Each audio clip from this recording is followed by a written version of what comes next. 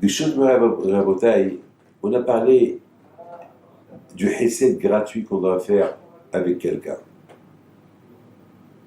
Mais vous savez très bien, on a vu chez Rabbi Pito toute sa vie, c'était que du bien. Il y a un juif qui m'a raconté une belle histoire. Il était vivant. Là, aujourd'hui, il est mort. Mais lorsqu'il m'a raconté, il était vieux.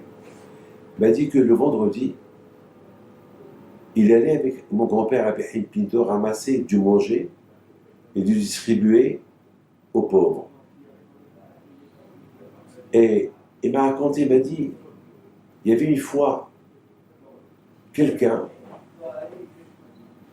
c'est pas lui qui me l'a raconté, un autre, il m'a raconté, il s'appelle Monsieur Ohnouna, qui me raconte aussi que pendant longtemps, il allait avec Rabbi Pinto ramasser de l'argent pour les pauvres. Alors que Rabbi Pinto aurait pu rester à la maison et étudier la Torah. Mais il a compris à Rabbi Pinto que étudier la Torah et laisser les gens crever de faim, c'est pas une solution. Alors bien sûr, il a étudié la Torah, la nuit peut-être, mais en journée, il s'occupait, il faisait du bénévolat, il ramassait du manger, de l'argent, il les distribuait aux autres. Et non seulement il aidait les Juifs, il aidait même les Marocains, qui étaient dans le besoin. Donc il était aimé parmi tout le monde, par tout le monde, pas les Juifs et pas les Marocains. Parce que c'était sa vie, le bien. Et un jour, on me raconte, M. Hnouna, il me raconte, un jour, Rabbi Pito lui a dit, ça suffit, tu as assez tourné avec moi, maintenant, tu vas travailler. Il lui a donné un peu d'argent, il dit, tu commences à faire du business, tu vas être bijoutier. Il lui a dit, comment, avec cette somme d'argent-là, je ne peux pas être bijoutier. Et il n'aie pas peur, achète un bijou, tu vas bien le vendre, après tu achètes 2 bijoux, et après ça, tu vas avoir ton magasin de bijouterie, et tu vas devenir riche.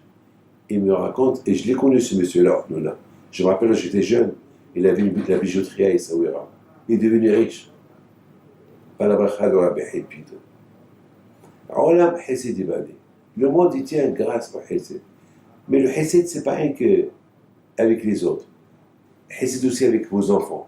Éduquez vos enfants pour qu'ils soient des bons juifs. Vous faites du bien avec eux. C'est pas peine de les laisser dormir le matin. Réveillez-les pour aller à la synagogue. Vous faites du bien avec eux pour se renforcer dans leur religion. Sinon, vous allez les réveiller pour aller à l'école et vous n'allez pas les réveiller le Shabbat pour aller à la synagogue. Vous croyez que vous faites du bien avec vos enfants, c'est de la cruauté. Parce qu'ils ne vont pas avoir l'amour d'Hachem. Et un jour, vous allez regretter lorsque vous allez les voir s'éloigner de tout, de la Torah, de la religion. Et Rabbi Shimon dit, la punition la plus douloureuse chez un papa et chez une maman, lorsqu'ils voient leur enfant qui sort du chemin de la Torah. Mais qui est le faute? Qui est la faute? De qui est la faute? Les parents. Alors il faut leur donner.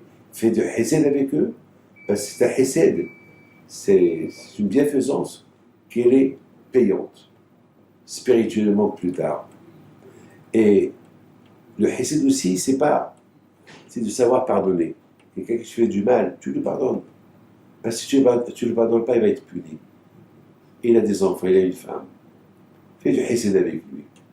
Le monde y tient grâce au hesed. On pardonne au prochain, on aide le prochain. On fait du hesed avec soi-même, avec moi-même. Dommage qu'après 120 ans, je vais arriver dans l'autre monde sans rien du tout. Sans Torah, sans rien du tout. Dommage. Alors, fais du hesed à ton corps. Fais la bienfaisance à ton corps, à ton âme. Le hesed aussi, c'est de pardonner. Et on raconte une histoire sur un rabbin, Rabbi Shmuel Missalant, qui était dans le train. Et puis il y avait dans la voiture, il était dans le train, il y avait un monsieur qui fume. Et en plus, il fumait un cigare. Et Rabbi Shmuel Missalant, il lui dit, ici c'est un wagon non fumeur.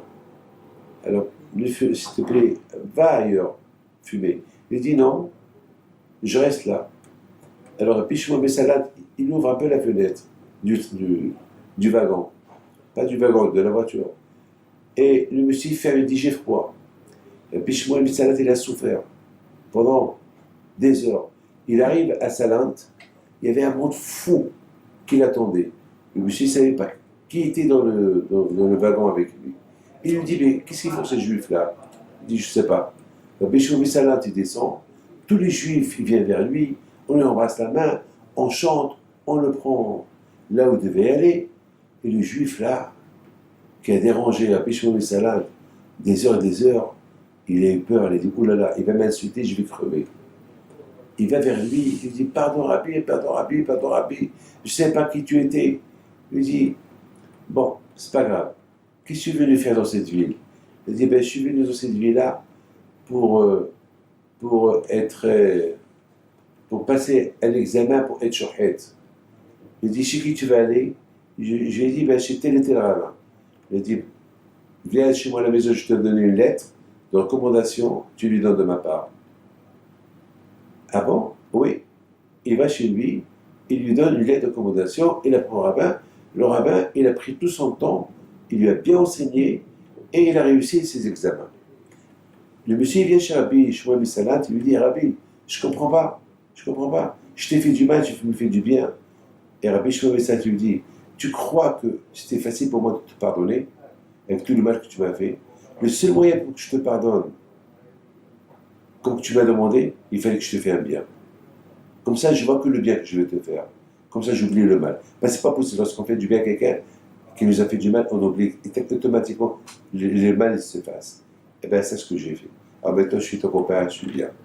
Mes amis, que Hachem vous protège. Amen, amen, amen.